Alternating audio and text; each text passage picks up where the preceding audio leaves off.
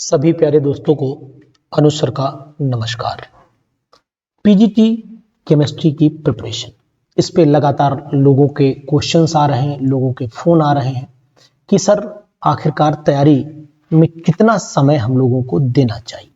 यानी कि PGT examination में अगर मैं बात करता हूं नवोदय विद्यालय के एग्जामिनेशन की, अगर मैं बात करता हूं केंद्रीय विद्यालय की एग्जामिनेशन की, केंद्रीय विद्यालय के एग्जामिनेशन की, अगर मैं बात करता हूं आपके यूपी पीजीटी के एग्जामिनेशन की, अगर मैं बात करता हूं आपके उत्तराखंड के पीजीटी के एग्जामिनेशन की, बात करता हूं DSSB के एग्जामिनेशन की, इसी तरीके से मैं इन पर आज फोकस करना चाहता हूं क्योंकि इनका सिलेबस केवल और केवल यूपी का जो सिलेबस है वो डिफरेंट है।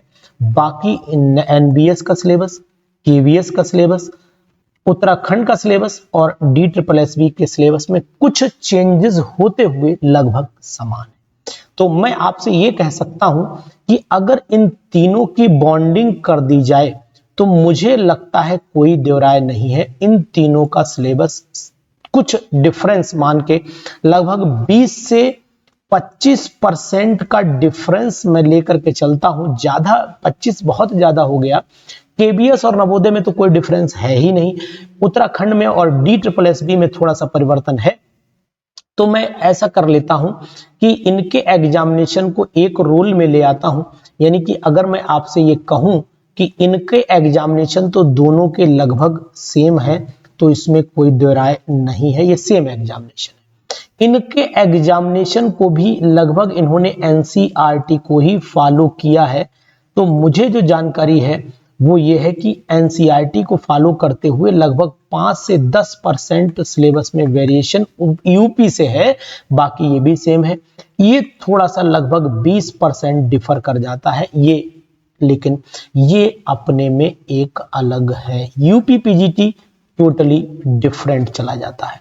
टोटली डिफरेंट का मतलब मैं ये कह सकता हूं कि लगभग और लगभग ये 30 से 40% डिफर कर जाता है, क्योंकि इसमें कुछ ऐसे टॉपिक हैं जो हमारे ग्रेजुएशन और पोस्ट ग्रेजुएशन को टच कर जाते हैं।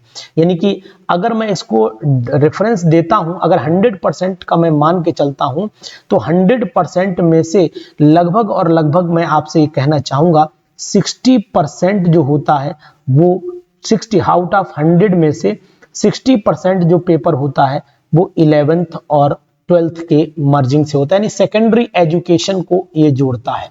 तो यहां पर मैं लिख देता हूं ये सेकेंडरी एजुकेशन को जोड़ रहा है। तो एक तो ये बात है, ये सेकेंडरी एजुकेशन को हो गया।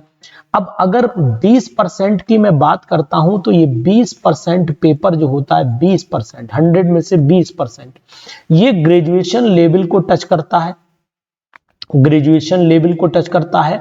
और ग्रेजुएशन से ही मिलता जुलता अगर मैं बात आपसे कर पा रहा हूं तो लगभग और लगभग 20% जो सिलेबस होता है वो पोस्ट ग्रेजुएशन को टच करता है।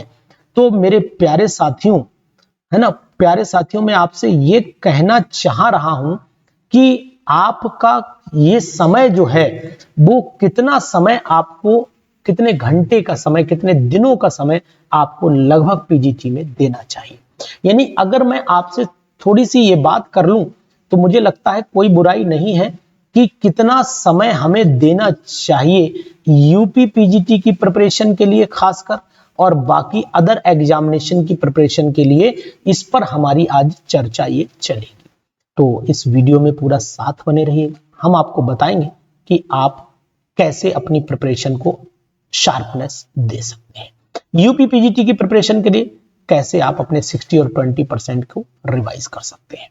तो चलिए शुरुआत कर लेते हैं वीडियो की। सबसे पहला काम है हमें सेकेंडरी एजुकेशन को परफेक्ट करना। यानी सेकेंडरी एजुकेशन, अगर आपकी सेकेंडरी एजुकेशन, देखिए पढ़ना और पढ़ाना इन दोनों में डिफरेंस है। सेकेंडरी एजुकेशन के लिए आप लोग अपनी कोचिंग्स पढ़ाते हैं, चाहे वो जेई की कोचिंग पढ़ाते हो, चाहे वो नीट की कोचिंग पढ़ाते हो, और चाहे अदर कंपटीशन की कोचिंग पढ़ा रहे हो, तो इनसे आप सेकेंडरी एजुकेशन अपनी 60% कवरेज करिए। 60% कवरेज करने का तरीका मैं आपको बता दे रहा हूं। अगर आप जेई और नीट के बच्चों को पेपर देते हैं, देखिए क्या होता है, पेपर बना करके दे देना, यानी आपने पेपर अपने स्टूडेंट को दे दिया कि भाई बेटा ये पेपर सॉल्व करो, पेपर आपने स्टूडेंट के लिए बनाया था। लेकिन एक काम आप जरूर करिए, जो पेपर आपने स्टूडेंट्स के लिए बनाया, क्या वो पेपर अगर आपको दे दिया जाए, पेपर एग्जाम आपका हो जाए, तो वो पेपर लेकर के बैठिए, क्या आप उस पेपर को जो आपने स्टूडेंट को दिया है कहीं से क्वेश्चन सेलेक्ट करके, क्या वो पेपर आप पर यानी कि 1 क्वेश्चन 1 मिनट एवरेज दे रहा है, 1 क्वेश्चन 1 मिनट का एवरेज क्या पेपर आपसे निकल पा रहा है? अगर वो 1 क्वेश्चन 1 मिनट, देखिए बच्चों से कहना और समझाना ये दोनों में डिफरेंस होता है, तो वही पेपर अगर आप 1 मिनट में 1 क्वेश्चन का एवरेज अगर आप निकाल पा रहे हैं, तो मान के चलिए कि आपका वो 60% कवरेज एकदम परफेक्ट है, यानी कि आपने 60% की तैयारी आपकी पूरी है, कोई दिक्कत नहीं है आपको 60% में। इसके लिए अगर आप चाहें तो इस 60% को कवरेज करने के लिए बहुत ज्यादा किताबों की जरूरत नहीं है। एक तो एनसीईआरटी आप एक बार बढ़िया से पढ़ ही डालिए, एनसीईआरटी पढ़ डालिए। दूसरी किताब मैं आपको बताऊंगा कि अगर आप प्रदीप का यूज कर रहे हैं तो प्रदीप का यूज भी कर सकते हो। थर्ड बुक में आपसे कह सकता हूं कि मॉडर्न एबीसी अगर आप ले रहे हैं तो मॉडर्न एबीसी आप ले लीजिए, इससे इन 60% को कवरेज कर लीजिए। और एक बुक और बताऊंगा जो बहुत अच्छी है, कल्याणी पब्लिकेशन की है, कल्याणी पब्लिकेशन की है, और कल्याणी पब्लिकेशन की बुक जो है, इस कल्याणी पब्लिकेशन की बुक जो है ये बहुत ही परफेक्ट बुक है, इससे आपको बहुत सारे क्वेश्चंस मिल सकते हैं। परफेक्ट बुक है ये कल्याणी पब्लिकेशन की, और ये आप ले सकते हैं अपनी प्रिपरेशन की। ये सीबीएसई और आईएससी दोनों में आती है ना, सीबीएसई में भी आती है और ये किताब आपकी आईएससी में भी आती है। बेस्ट बुक मैं इसे समझता हूँ कंपटीशन के पॉइंट ऑफ व्यू से। अगर आप इस किताब का प्रयोग करेंगे तो मुझे लगता है बहुत अच्छा रहेगा। इनमें से कोई भी किताब आप प्रयोग करिए, ये किताब लगभग मेरी सभी प्रयोग की हुई, इनमें से कोई फॉरवर्ट नहीं है। पढ़ने की बात आती है तो मुझे लगता है अगर थ्योरेटिकल व्यू आप जाना चाहते हैं तो मुझे लगता है जगदम्बा सिंह की किताब भी जो है बहुत बेटर है। आप ज्यादा इधर उधर किताबों में मुंह मारेंगे कोई फायदा नहीं मिलेगा। इसके बाद अगर आप और फिजिकल केमिस्ट्री में, ये तो ऑर्गेनिक में मुझे बेटर किताब मतलब है ऑर्गेनिक केमिस्ट्री में, और ऑर्गेनिक केमिस्ट्री में ही अगर आप चाहते, मैं अभी आपसे सब बातें करता हूं, यहां तक तो आप अपना सेकेंडरी लेवल कवरेज कर लेंगे। सेकेंडरी लेवल यहीं तक यानी +2 लेवल जो है वो यहां तक कवरेज हो जाएगा। अगर इनकी किताब पढ़ते हैं तो आप पोस्ट ग्रेजुएशन लेवल पर चले जाएंगे, यानी कि अगर मैं आपसे कहता हूं बहुत ज्यादा नहीं, पुरी शर्मा पठानिया की किताब ले लीजिए, पुरी शर्मा पठानिया की किताब ले लीजिए, तो इनकी भी किताब आपको फिजिकल केमिस्ट्री में सफिशिएंट रहेगी, फिजिकल केमिस्ट्री में। और पुरी शर्मा कालिया इनऑर्गेनिक केमिस्ट्री, और गुरदीप राज भी अगर आप चाहो तो गुरदीप राज को भी यूज कर सकते हो। ये मैं सब वो किताबें बता रहा हूं जहां से क्वेश्चन का सिलेक्शन होता है। गुरदीप राज की किताब भी आप यूज कर सकते हैं। इन किताब पर भी आप अपना जो है एक व्यू डाल सकते हैं, ये भी किताब बहुत ही अच्छी किताब आती है। इसी तरीके से अगर मैं आपसे बात करना चाह रहा हूं नेक्स्ट, जेडी ली की किताब अगर आप पढ़ते हैं तो मुझे लगता है बहुत ही बेटर रहेगी। जेडी ली की इनऑर्गेनिक केमिस्ट्री में किताब जो है वो मुझे लगता है कि क्वेश्चन पॉइंट ऑफ व्यू से तो नहीं ठीक है, लेकिन हाँ अगर कंसेप्ट को क्लियर करना चाहते तो इनऑर्गेनिक केमिस्ट्री में इनसे बढ़िया किताब कोई नहीं है, ये मैं कह सकता हूं। और साथ में आपसे मैं ये भी कहूंगा कि अगर आप ऑर्गेनिक केमिस्ट्री पढ़ना चाहते हैं तो फिर एमके जैन भी पढ़ सकते हैं। ऑर्गेनिक केमिस्ट्री में मैं कहता हूं आप एमके जैन भी उठा करके देखिए, बहुत ही बेटर किताब है ये एमके जैन। हाँ, एमके जैन भी बहुत अच्छी किताब है, क्लेडन की किताब भी अच्छी है, फिर आईएल फिनार की किताब, लेकिन उतनी ज्यादा जाने की जरूरत आपको नहीं है। नेक्स्ट पर आ जाइए, अगर हम लोग इनऑर्गेनिक केमिस्ट्री में ये किताब नहीं तो सत्य प्रकाश जी की किताब भी यूज कर सकते हैं, जो आपकी एसचांद पब्लिकेशन की है। सत्य प्रकाश जी की किताब भी, डॉक्टर सत्य प्रकाश जी की किताब भी हम लोग यूज कर सकते हैं। ये किताब भी बेटर है इनऑर्गेनिक केमिस्ट्री के लिए। तो मुझे लगता है कि अगर आप इन किताबों का यूज करेंगे तो आप अपना graduation plus post graduation level दोनों कवरेज कर जाएंगे, ये जहां तक मेरा भरोसा। यानी कि 40%, 60% आप ऊपर से कवर करेंगे और 40% आपको ये किताबें कवरेज कराएंगी। तो 40 वो ये हो जाएगा, और आपका 60% ये कवरेज कराएगा, यानी 100% आप तैयारी करेंगे। और जब 100% तैयारी करेंगे तो आप मानते हो कि आउटपुट 100% नहीं आता है।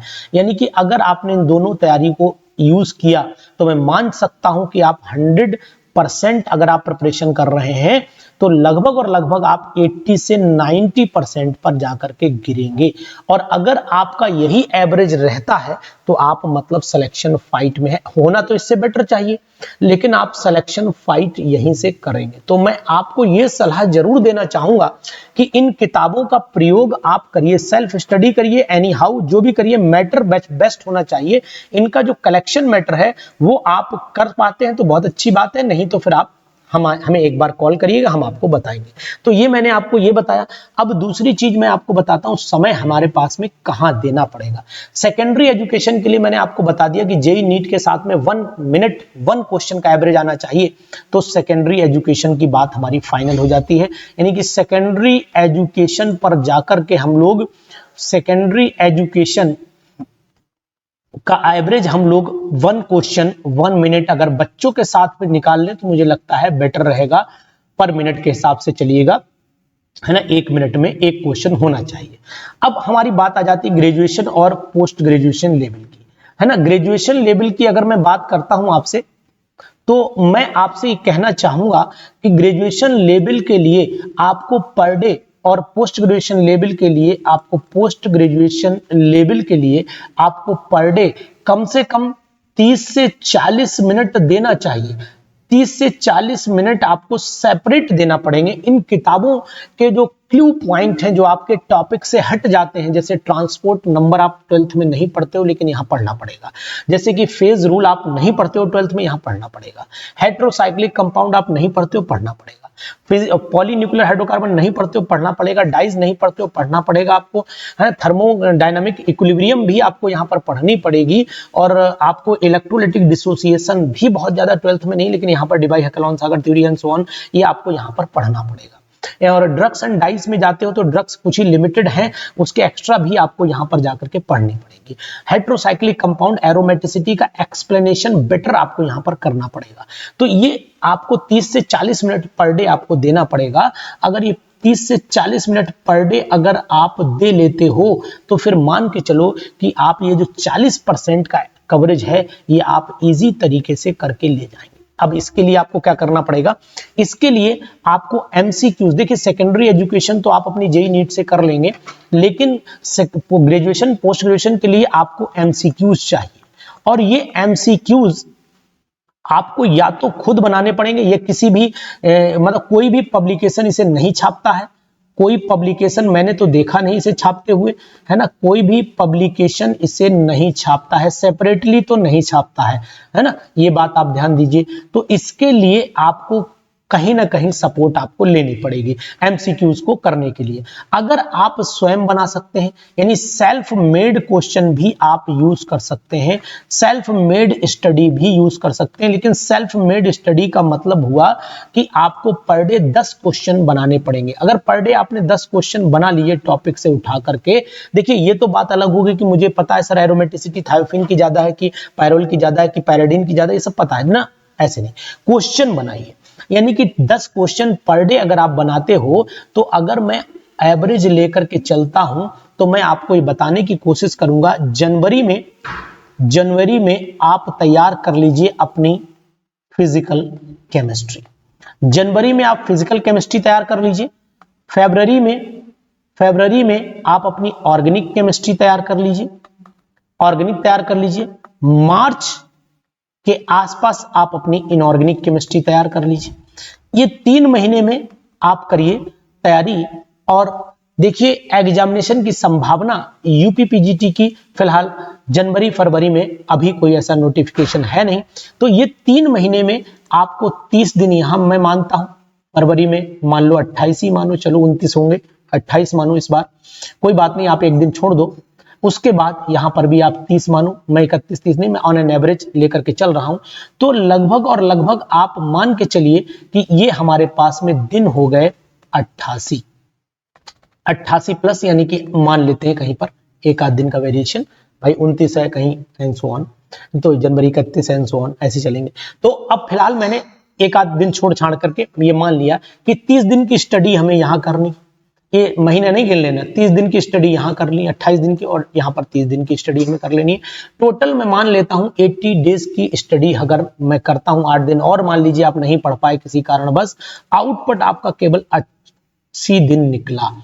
80 दिन में अगर आपने तैयारी पीजीटी की कर ली तो पीजीटी निकलना आपका 100% श्योर हो जाएगा।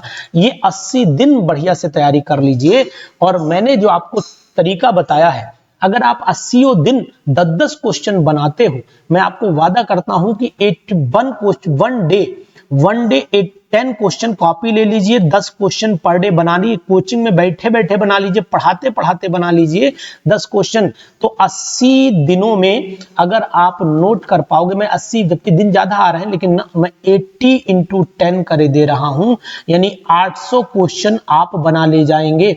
और ये 800 क्वेश्चन जो हैं वो आपके ग्रेजुएशन और पोस्ट ग्रेजुएशन लेवल के होंगे, जो कोई भी पब्लिकेशन आपको छाप के नहीं दे सकता है। ये मेरा वादा है। खरीदने जाओगे इतने क्वेश्चन, कम से कम आप 600 से 700 रुपए आप खर्च करोगे कम से कम, तब आपको 800 क्वेश्चन मिलेंगे, उससे पहले नहीं मिलेंगे। तो पहली बात तो ग्रेजुएशन पोस्ट ग्रेजुएशन क्वेश्चन ही नहीं मिलेंगे आपको। तो इसलिए आप 10 क्वेश्चन पर डे का एवरेज निकाल करके और तैयारी शुरू कर दीजिए। यूपी पीजीटी की बेस्ट है। और बाकी अगर हमसे जुड़ना चाहते हैं तो हमारा ऐप, हमारा टेलीग्राम ग्रुप से जुड़ जाइए। टेलीग्राम ग्रुप हमारे पास 9473702711 पर है। और इस पर जुड़ करके आपको अपडेट मैसेज मिल जाया करेंगे, जितनी भी वीडियोस हैं वो मिल जाएंगी आपको, न्यू अपडेट आपको मिल जाएगा और आप अपनी तैयारी भरपूर कर सकते हैं। तो अगर आप इस वे से तैयारी करें, सेल्फ तैयारी करिए, कोई दिक्कत नहीं है, लेकिन तैयारी तरीके से होनी चाहिए, सही दिशा में होनी चाहिए, सही तरीके से होनी चाहिए, प्रॉपर पैटर्न पर होनी चाहिए, तभी आपका पीजीटी क्रैक हो पाएगा। बाकी केवीएस, नवोदय और यूके और DSSB की अगर आप तैयारी करना चाहते हैं तो फिर इसके लिए आपको एनसीईआरटी कंसेप्ट को फॉलो करना पड़ेगा। सेकेंडरी एजुकेशन की जो भी पढ़ाई है उसको अप टू द मार्क करना पड़ेगा, तभी आप इसमें 100% उतर पाएंगे। अन्यथा आप परेशान रहेंगे। तो अपनी परेशानी को अगर दूर करना है तो फिर स्टडी को एक प्रॉपर रास्ता देना पड़ेगा। ये तैयारी करिए, आपको सफलता जरूर मिलेगी। Thank you.